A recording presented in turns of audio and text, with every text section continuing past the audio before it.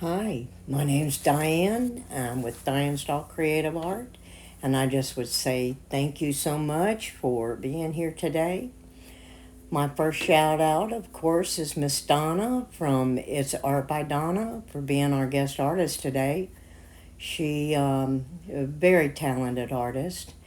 This is for the 1000 and below collaboration. It's helped to build our channels. Thank all the artists who participate in this. And thanks so much, Donna.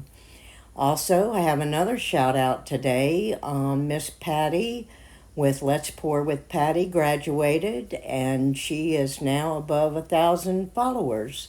So congratulations, Miss Patty. Also, by the time this airs, it'll be my son's birthday. So, happy birthday, Zach. Anyway, here we are, and let's get started. Thank you.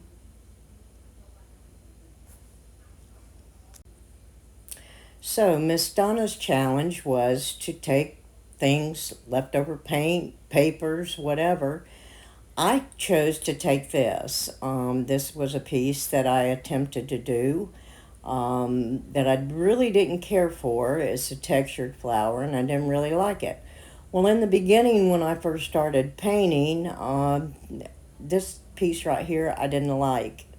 It just didn't come out. That was actually supposed to be a bloom. So what I decided to do is take the canvas and cut it up, sort of like puzzle pieces. Um, it's just important. I'm so glad that I saved some of the beginners pieces so I could reuse them. So here I am. I'm just cutting up these pieces, and I tried first to glue them down with Liquitex gloss medium, not gloss medium, gel, and it really didn't want to stick because the canvas, let's face it, is pretty thick. Now, if it would have been laying flat, maybe it would have, worked better. But because it wasn't, I went on a little later in the video and actually used a glue gun, and it worked perfect. So here I am. I'm just building what I want around this flower. I do have this speeded up because, however, this did take a lot of time. So what I'm going to do is just put some music on, let you watch, and I hope you enjoy it. Okay, we'll see you in the end.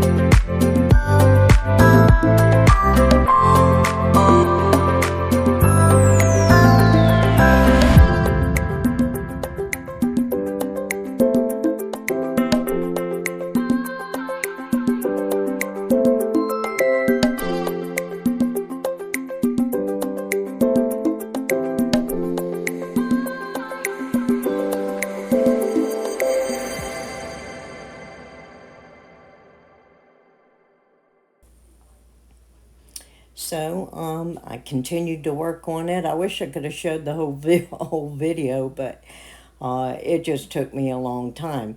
This particular piece came out of the painting that I did, and I don't know, I just loved this little piece. So I'm going to use it more like, a little stem, little leaf for the top here. I didn't get to share this on the original, I think it's a 12-inch round. I used like a neutral gray, and it was a textured background. I also added a little bit of iridescent silver by Amsterdam to kind of give it that little bit of glow. And then I just had some leftover black paint, I believe it's Amsterdam, and went around each one of the petals to just make it stand out more.